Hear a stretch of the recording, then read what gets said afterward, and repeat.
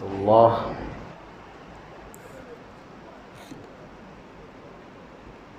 الحمد لله رب العالمين وبه نستعين نحمده ونستعينه ونستغفره ونتوب إليه ونعوذ بالله من شرور أنفسنا ومن سيئات أعمالنا من يهد الله فلا مضل له ومن يضلل فلا هادي له أشهد أن لا إله إلا الله وأشهد أن محمدا عبده ورسوله اللهم أرنا الحق حقا وارزقنا اتباعه وأرنا الباطل باطلا وارزقنا اجtinabah. Ya Allah, tunjukkanlah kami kebenaran itu kebenaran, supaya kami dapat mengikutinya, dan tunjukilah kami kebatilan itu kebatilan, supaya kami dapat menjauhinya. Allahumma faqihna fid din. Ya Allah, berilah kefahaman pada kami dalam agamamu, dan jauhkanlah kami daripada kekeliruan dan ajaran-ajaran yang boleh memesongkan dan menyesatkan kami dari petunjuk dan hidayah-Mu. Alhamdulillah, segala puji bagi Allah yang masih lagi memberi ruang dan memberi kesempatan untuk kita memanfaatkan masa kita, biar kita jadi hamba yang dirindui oleh syurga dan bukan kita merindui syurga. Sebab bila syurga rindukan kita, bermakna kita adalah orang yang istimewa. Siapakah orang yang syurga rindukan? Yang pertama, orang yang syurga rindukan ialah orang yang sentiasa membaca Al-Quran. Jadilah kita ini hamba yang sentiasa baca Quran. Beri ruang, beri masa dengan Al-Quran. Bila kita beri masa dengan Quran, kita beri ruang dengan Quran, yang mana syurga itu sangat rindu kepada pembaca-pembaca Al-Quran. Kerana Al-Quran itu merupakan kalamullah. Berarti kita sedang memberi masa untuk mendengar percakapan Allah dan menerima arahan-arahan daripada Allah. Sebab di dalam Quran itu banyak benda yang Allah dedahkan dan ceritakan kepada kita bersama, supaya kita mengetahui apakah tujuan dan apakah matlamat, kenapa kita hidup, mengapa kita hidup, dan kita nak ke mana. Dan bila Allah uji, bermakna Allah nak suruh kita dekat dengan Dia. Bila Allah uji, bermakna Allah nak suruh kita banyak menyebut namanya. Bila Allah uji, bermakna Allah nak suruh kita muhasabah diri. Sudah tentu ada kesalahan dan ada kesilapan yang kita lakukan, yang sengaja Allah tegur nak suruh kita segera kembali mengingati diri kita kepada Allah Subhanahu wa ta'ala. Kalau tidak, memang kita ini payah nak ingatkan Allah. Bila Allah uji, berarti Allah nak suruh ingatkan Dia. Dengan sebab itu penting kita jadikan diri kita ini insan yang dirindui oleh syurga. Yang kedua, siapakah orang yang syurga rindukan? Yang kedua, orang yang syurga rindukan adalah orang yang sentiasa menghubungkan silaturrahim, menjaga perhubungan silaturrahim. Orang ini adalah orang yang syurga rindukan mereka. Dan jadikanlah kita ini orang yang sentiasa menghubungkan silaturahim, jangan kita memutuskan silaturahim disebabkan oleh harta, disebabkan oleh pusaka, disebabkan oleh wang ringgit, menyebabkan kita berdendam dan kita berputus hubungan di antara satu sama lain semata-mata kerana dunia. Jangan begitu. Dan yang ketiga, siapakah orang yang syurga rindukan kita? Orang yang syurga rindukan adalah orang yang menjaga ibadat malam. Tanyalah diri kita, dah hidup ke belum ibadat malam? Agak-agaknya sebulan sekali ada tak kita bangun sembahyang malam? Kalau tak boleh seminggu sekali, sebulan sekali. Kalau tak boleh sebulan sekali, 2 bulan sekali. Kalau tak boleh 2 bulan sekali, 3 bulan sekali. Kalau tak boleh juga, setahun sekali. Kalau setahun sekali tak boleh juga, tak tahulah apa nak kata. Sebab di antara orang yang syurga rindukan mereka itu adalah orang yang hidupkan malam dengan beribadah.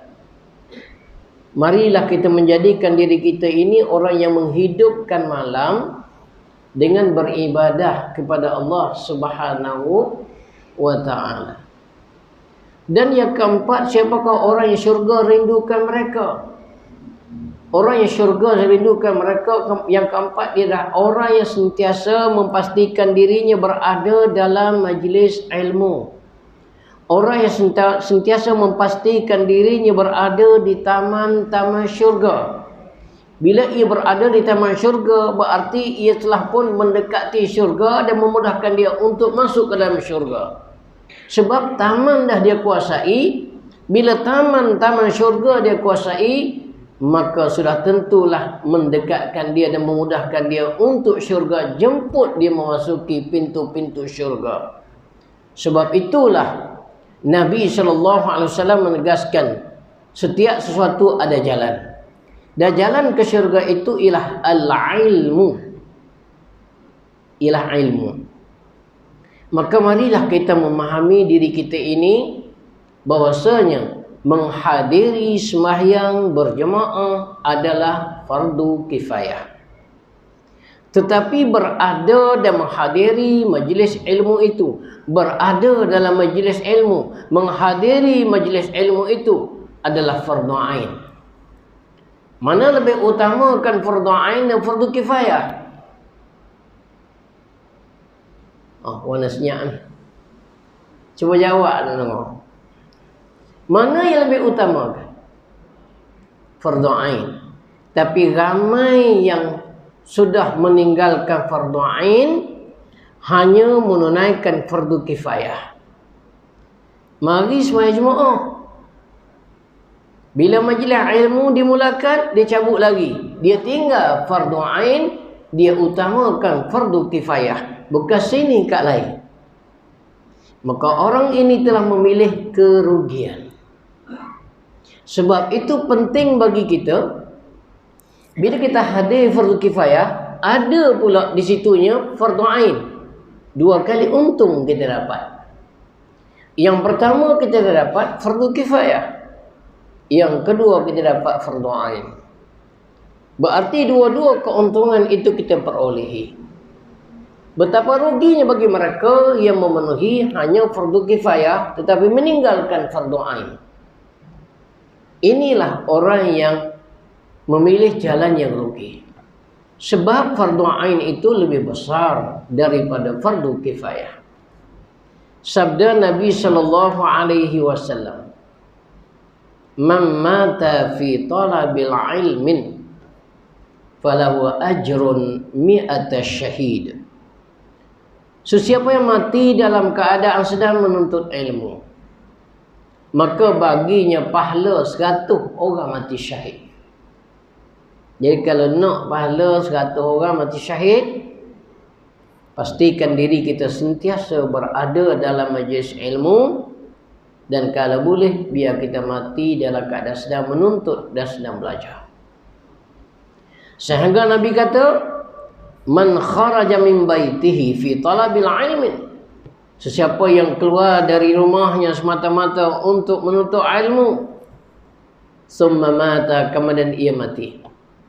falahu ajrun mi'ata syahid, maka baginya pahala 100 orang mati syahid juga. Jadi oleh demikian, marilah kita memanfaatkan dengan apa yang telah ditegaskan oleh baginda Nabi sallallahu alaihi wasallam. Balik kita kepada pengajian kita pada malam Ahad di minggu kedua, berarti kita belajar tauhid. Sebelum kita sambung yang akan datang, yang bakal kita bicarakan nanti, kita terpaksa kena ulang balik hak lepas. Kalau hak lepas tak lulus, macam mana nak sambung yang baru? Baik, balik kepada tauhid. Dan tauhid itu terbahagi kepada 3 bahagian. Ready semua untuk dijawab di atas apa yang kita pelajari. Tak lulus jawapan, tak boleh pergi lagi kita kepada pelajaran yang baru. Memang dah jadi begitu dah.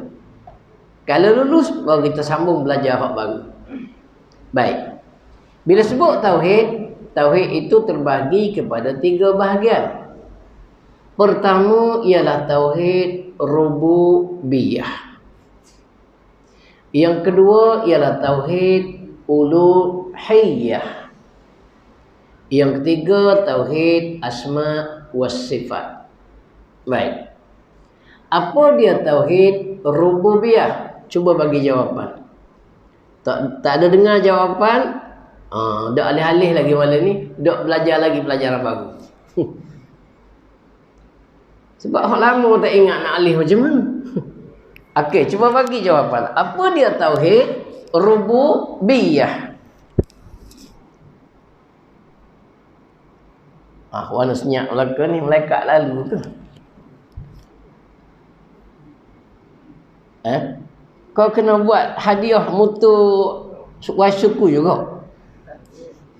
Kau kena buat hadiah emas 5 gram. Kalau bola boleh buat hadiah emas, boleh buat hadiah mutu, majlis ilmu lebih layak lagi. Kalau bola buat balik 2-0, majlis ilmu ni tak balik pun 2-0. Kalau mati dapat pahala 100 orang mati syahid. Sepatutnya majlis ilmu lah dijanjikan dengan hadiah yang sepatutnya. Ini bola dijanjikan dengan hadiah, siap dengan bakayang. Majlis ilmu tak ada bakayang pun, malulah. Bila Allah tanya nanti nak jawab mana? Kerana bola boleh bakayang, kerana majlis ilmu nak kenal Allah tak bakayang. Malu. Kau mana? Cuba jawab dulu tauhid yang pertama, tauhid rububiyah tu apa?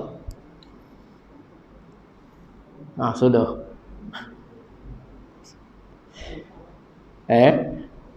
Dah ingat. Dah ada ingat nak alih warna. Ayah cik mana ayah cik? Tak ingat juga ayah cik. Nasib baik ayah cik bagi info awal. Kalau tidak, memang orang Terengganu dah ambil malam ni. Sebab malam ni diminta laluan untuk faraid. Maka orang Terengganu dah telefon, cepat-cepat ayah cik tarik balik. Kalau tidak, ada oleh ni. Boleh kau orang Terengganu. Lambat terlepas je orang ambil sambal lalu. Kau ambil pisang panas. Terlepas aja orang sambal lalu. Tak boleh buat main-main. Lambat tarik balik boleh korang. Mana? Ajawi kita. Apa dia tauhid ar-rububiyah? Cikgu Sazali kita. Mana ni? Ngeling awal-awal lagi macam mana ni pegangan akidah ni. Apa dia tauhid rububiyah? Cuba cikgu usuk kita. Mengesahkan Allah. Isya macam mana tu? Cuba jelas sikit lagi. Sambung sikit lagi. Warna ni. Cuba masuk lalu lah. Malam ni rasa-rasanya malam yang ketiga kita ulangkan benda yang sama. Kalau malam ni tak masuk juga, jadi bulan yang keempat kita ulang balik tak boleh jawab juga, tak tahu. Baik. Tauhid rububiyah ialah mengesahkan Allah Ta'ala pada segala perbuatannya. Semua yang wujud, semua yang terjadi, semua yang berlaku, perbuatan Allah. Tak ada pun perbuatan manusia. Sebab makhluk langsung tak ada kuasa apa-apa. Apa dia tauhid rububiyah? Mengesahkan Allah Ta'ala pada segala perbuatan yang ada, yang berlaku, yang telah berlaku, yang sedang berlaku, yang akan berlaku. Allah lah yang melaksanakan. Sebab dialah yang berkuasa. Makhluk tak ada kuasa. Boleh tak lagi? Kalau tanya semula boleh jawab tak lagi? Anggaplah malam ni tanya pula tak boleh jawab pula. Pegang kemah lalu. Jangan longgar gitu. Dia kemah. Tauhid rububiyah ialah mengesahkan Allah Ta'ala pada segala perbuatannya. Sama ada yang telah berlaku, yang sedang berlaku, dan yang akan berlaku. Semuanya adalah perbuatan Allah. Tak ada pun perbuatan makhluk. Sebab makhluk tak ada kuasa apa-apa. Baik, kemah situ dulu. Boleh? Boleh tak tu? Tanya pula boleh jawab tak?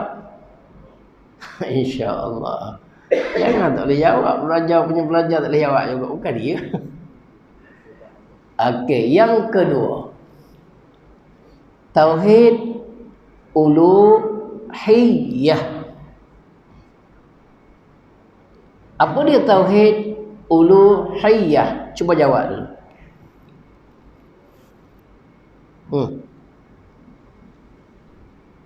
Apa dia tauhid uluhiyah? Warna ni senyap belaka ni. Apa dia tauhid uluhiyah? Ayah cik mana ayah cik? Boleh jawab tak? Cik tak boleh jawab juga. Ajawi kering panjang dah. Allah akak sana akak sini. Nak akak pelajaran tauhid tak boleh akak juga lagi. Apa dia tauhid uluhiyah? Kalau tadi rububiyah. Uluhiyah. Mengesahkan Allah Ta'ala pada segala perbuatan hamba yang disuruh. Segala perbuatan hamba yang disuruh. Nak selamat, kena buat bagaimana yang Allah suruh. Semayang, bagaimana Allah suruh. Makan, bagaimana Allah suruh. Tidur, bagaimana Allah suruh. Politik, bagaimana Allah suruh. Ekonomi, bagaimana Allah suruh. Perkahwinan, bagaimana Allah suruh. Perniagaan, bagaimana Allah suruh. Semuanya kena buat bagaimana dia suruh. Itulah tauhid uluhiyah. Boleh jawab lagi? Sudah. Boleh tak gitu? Boleh setakat malam ni. Tanya bulan depan tak boleh jawab pula. Aduh, lemah sungguh. Rekat dah tu. Mengesahkan Allah Ta'ala pada segala perbuatan hamba yang disuruh. Mengesahkan Allah Ta'ala pada segala perintah hamba. Bagaimana Allah suruh. Mengesahkan Allah Ta'ala pada segala perbuatan hamba yang disuruh. Kenapa yang Allah suruh? Kalau semayang, bagaimana Allah suruh? Kalau puasa, bagaimana Allah suruh? Kalau kurban, bagaimana Allah suruh? Kalau pergaulan, bagaimana Allah suruh? Makan, minum, tidur, kecil, merok, semua bagaimana Allah suruh. Barulah selamat dunia dan akhirat. Kalau buat ikut pandai aku, kita dah belagak Tuhan dah. Kita dah belagak Tuhan. Kuat aku lah. Yang mana tak? Yang mana tak macam tu? Ini orang tak kenal diri. Ini orang tak kenal Tuhan. Inilah orang ambil sifat Tuhan. Dia rasa dia hebat, sedangkan dia bakal mampu, bakal mati, bakal hancur, bakal rosak, bakal binasa. Nak selamat, ikut apa kata pemilik dunia ini, Tuhan dunia ini, Tuhan kita ini siapa? Allah. Mana tu? Kemah pula lagi. Tak apa kemah mana ni? Longgar ni, longgar.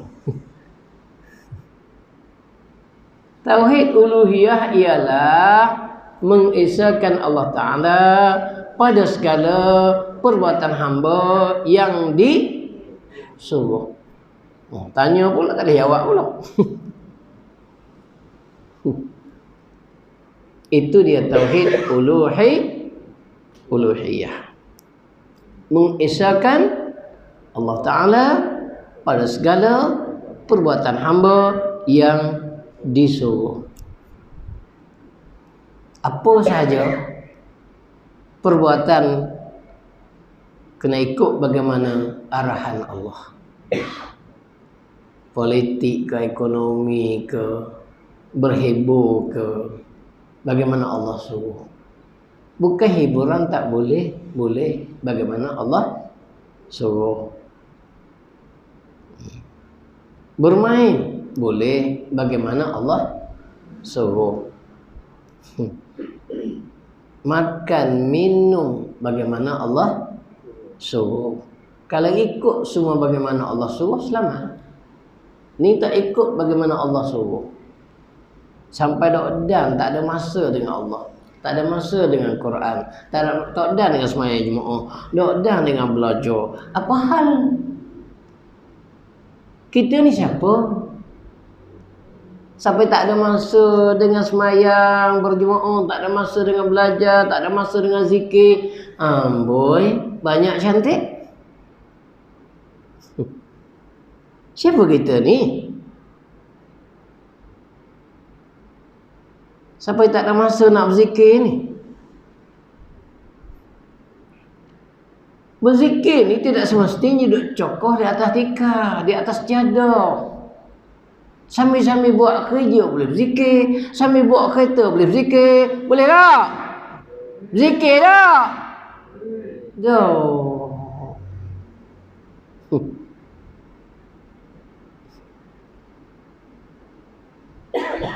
Banyak lalai, banyak hanyut. Padahal bawa kereta boleh berzikir, sapu-sapu boleh berzikir, kemah rumah boleh berzikir, lipat kain boleh berzikir. Betul tak? Zikir tak? Doh. Kadang tika ingat je. Banyak tak ingat. Tika ingat tu buatlah sekejap, lepas tu tak buat kan? Sebab apa? Duk ingat. Lalah. Betul tak? Dah nak selamat macam mana? 24 jam masa Allah berikan semua sama je. Ada orang untung, ada orang rugi. Betul lah Allah sumpahkan, wal 'asr innal insana lafi khusr illa allazina amanu wa 'amilus solihat wa tawasaw bil haqq wa tawasaw bis sabr. Demi masa manusia berada dalam kerugian, kecuali orang beriman, beramal soleh, berpesan-pesan dengan kebenaran, berpesan-pesan dengan kesabaran. Allah. Tapi hidup kita hari-hari banyak rugi ke untung? rugi. Kita membiarkan masa berlalu dengan begitu saja, maka benarlah sumpahan Allah, demi masa manusia berada dalam kerugian. Siapa rugi? Kita. Kitalah yang banyak merugikan diri kita sendiri. Masa antara mengarik dengan Isya lama ke? Tak lama. Tak boleh sabar. Yang mari semayang nak balik selalu tu kenapa? Dah Zuhur dah belajar dah, Asar dah belajar dah, Subuh dah belajar dah. Antara mengarik Isya dah nak belajar juga.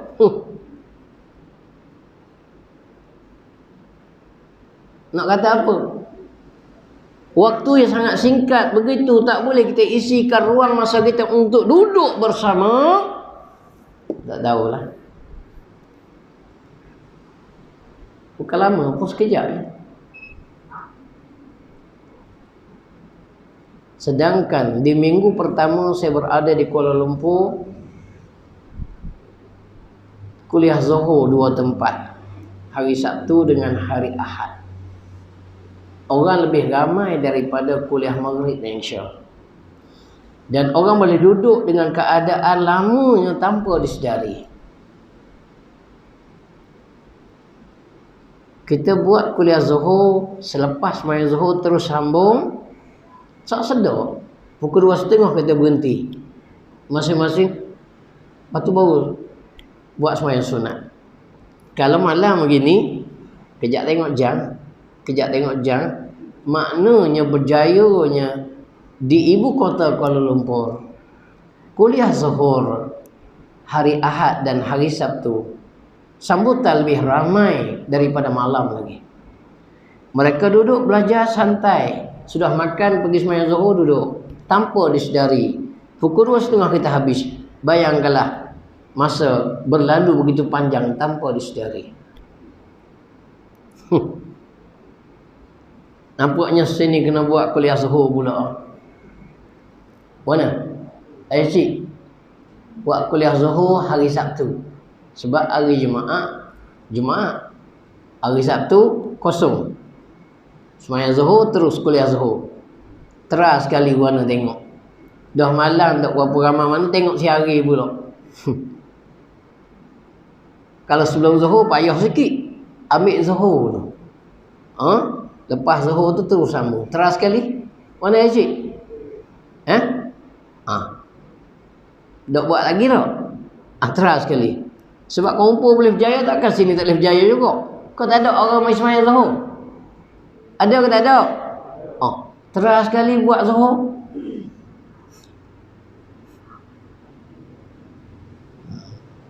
Dia kena terah buat Zuhur pula warna. Sebab di Kuala Lumpur alhamdulillah, hingga sampai tempat lain minta juga nak buat lepas Zuhur. Tak boleh dah. Sebab saya naik sekali saja di Kuala Lumpur sebulan. Start daripada Jumaat minggu pertama, Jumaat, Sabtu, Ahad, Isnin baru balik. Malam tu lepas kuliah balik. Jumaat, Sabtu, Ahad, Isnin. Dah 4 hari dah duduk sana. 12 kuliah diadakan.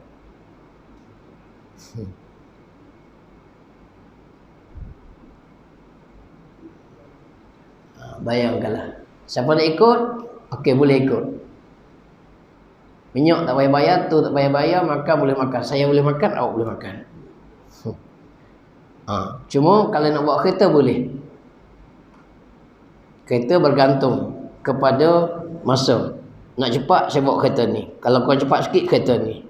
Maknanya bolehlah nak rasa kereta apa, insya-Allah. Takat mana saya ada kereta tu. Kalau kata bawa kacir dah kita naik.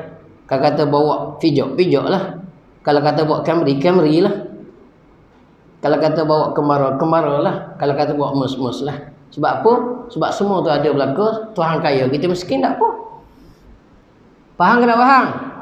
Nak rasa tak? Ikut. Tak ada masalah. Sebulan sekali ikut saya. Banyak dah pecing tak ada kerja, ikut je lah. Kebetulan tuah ikut-ikut, temu jodoh pula, mana kita tahu. Ada berani?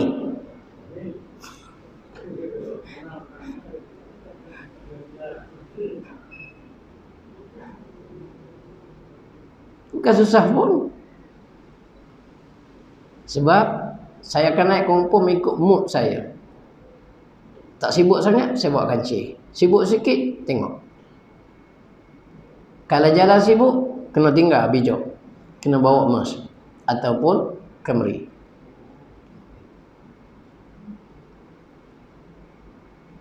Bukan susah pun.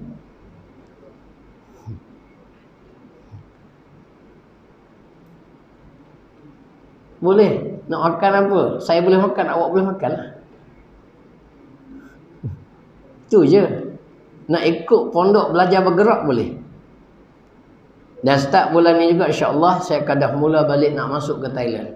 Siapa nak ikut? Ready buat pasport. 2 malam ke Thailand. Belajar pula di sana pula. Boleh siapa nak ikut? Ready buat pasport.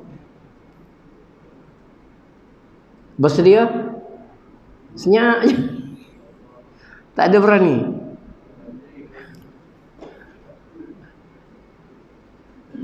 Cikgu Sazali boleh dah ikut tu. Masuk Thailand belajar. Baik. Pertama, tauhid rububiyah. Apa dia? Okey, ulang balik semula. Sebelum ke bulan depan, agak ingat tak? Saja pusing-pusing tadi nak tengok balik, ingat tak? Apa dia tauhid rububiyah? Kuat-kuat sikit jawab. Mengesahkan Allah Ta'ala. Sambung sikit lagi. Pada segala perbuatannya. Semua ni perbuatan siapa? Perbuatan Allah yang telah berlaku, yang sedang berlaku, yang akan berlaku. Hanya dia saja yang tahu, kita tak tahu apa-apa. Macam mana kita boleh ada, bila kita ada, dan bila kita bakal tiada, ada tahu. Bagaimana sebab apa tahu. Mati kat mana tahu. Tahu tak? Allah tahu. Kita tak tahu. Oleh kerana tak tahu itulah kena buat persiapan sentiasa. Kena takut sentiasa. Kena kita berada di tempat yang baik.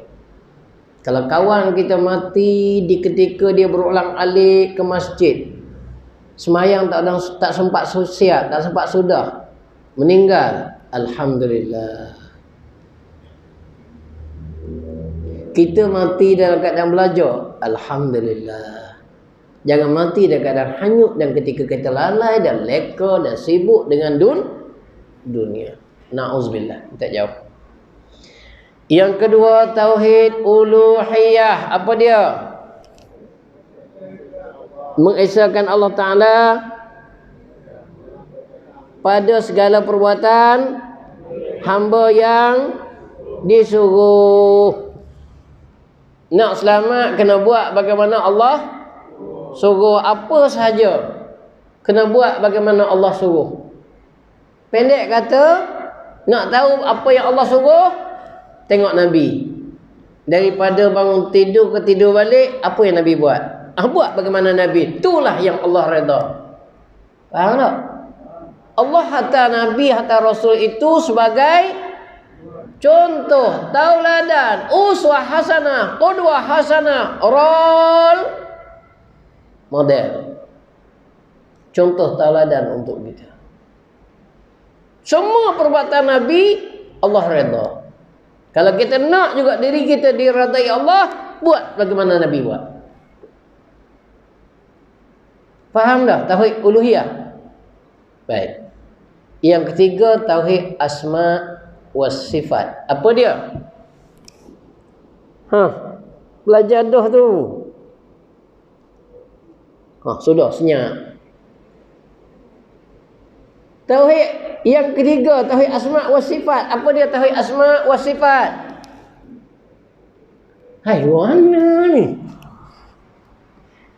Mengesahkan Allah Ta'ala pada segala nama-nama dan segala sifat-sifatnya. Menghafal nama dia pun dah dijamin masuk syurga awal. Nabi kata, siapa yang hafal nama-nama Allah Asmaul Husna itu, dia akan masuk syurga awal bersama denganku. Nak masuk syurga awal tak? Apa? Asmaul Husna. Ingat tak? Tak ingat? Kenapa biar ingat? Allah. Lepas tu kena hafal biar ingat sifat-sifat dia. Sekurang-kurangnya 13 sifat atau 20 sifat. Allah wujud qidam baqa mukhalafatu lil hawadisi qiyamuhu binafsihi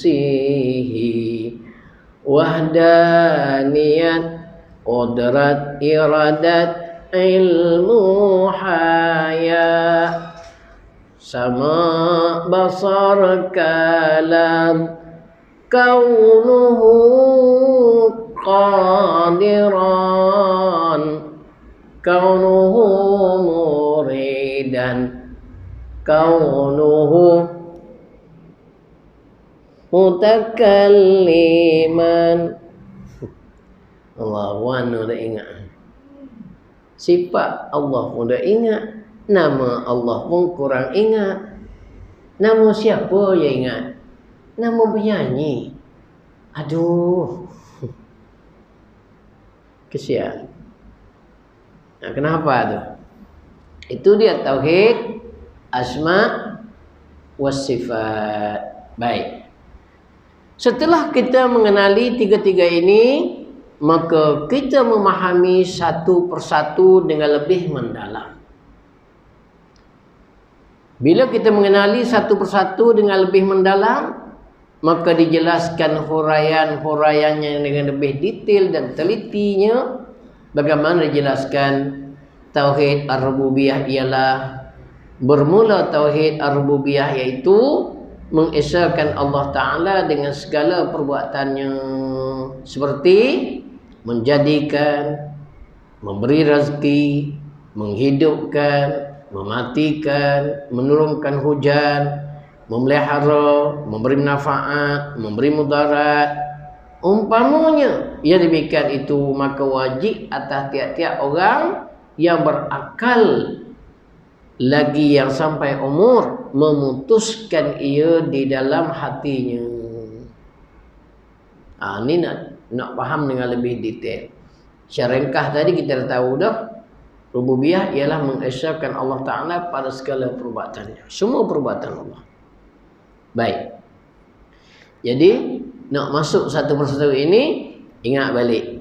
Kalau bulan depan boleh dapat dengan baik, kita akan terus huraian dengan lebih detail dalam bab yang pertama, tauhid rububiyah. Kalau tidak, kena main ulang hak dulu je. Boleh insya-Allah? Boleh ke tak boleh ni? Sebab malam Ahad awal bulan, pertengahan bulan, minggu kedua tauhid. Malam Jumaat minggu pertama bacaan Quran, kefahaman dan tajwid. Jangan lupa tu, kalau boleh bawa Quran masing-masing, bawa buku. Jangan tak bawa buku. Nak belajar kena bawa alat dia. Kita akan baca, kita akan faham tajwid, kita akan faham maknanya. 3 dalam 1. Dan saya tak akan baca panjang. Kita akan baca pendek supaya kita dapat sebutkan sebutan dengan jelas. Kemudian kita akan fahamkan ini nama apa, kenapa panjang, kenapa dengun. Biar kita fahamkan tajwid pula. Main nama tak tahu takkan kita nak he sampai ke mati. Oh, kita berkawan ni biar sampai kenal nama. Oh, main tak ingat semua ni, tak ingat dah. Awak nama apa dah? Pakai semua apa? Begitulah. Tajwid ni pun biar kita ingat. Kenapa dengun? Ini sebab apa dengun? Nama apa? Ini panjang pasal apa? Ini pendek pasal apa? Biar kita tahu. Ingat, jangan lupa tu. Siapkan, bekalkan buku dan bawa Quran masing-masing. Kalau tak nak bawa Quran pun bawa buku, boleh ambil Quran kat sini. Pandu berquran, buku tulis sendiri. Itu penting. Jangan tak tulis, nanti payah ingat. Biar ada tulis. Sebab Allah sendiri pun mengajar dengan qalam. Allama bil qalam. Ingat balik. Iqra wa rabbukal akramul ladzi 'allama bil qalam. 'Allamal insana ma lam ya'lam. Ingat balik. Jadi kena buat persiapan. Nak belajar, bawa buku, bawa pen tulis. Boleh ke tak boleh ni? Kalau tidak rugi ya. Tiap-tiap minggu rumah tulis je. Biar ada peningkatan dan penambahan. Jadi sekadar itu dulu untuk malam ini. InsyaAllah kita jumpa bulan depan. Wallahu a'lam. Bismillahirrahmanirrahim. Alhamdulillahirabbil alamin wa bihi nasta'in wa sallallahu ala sayyidina Muhammad wa ala alihi wa sahbihi ajma'in. Allahumma arinal haqqa haqqan warzuqna ittiba'ah wa arinal batila batila warzuqna ijtinabah. Allahumma inna na'udzubika min 'ilmin la yanfa' wa min qalbin la yakhsha wa min nafsin la tashba' wa min da'watin la yustajabu lah. Subhanakallahumma wa bihamdika nashhadu an la ilaha illa anta nastaghfiruka wa natubu ilaik. Walhamdulillahi rabbil alamin. Wassalamu alaikum warahmatullahi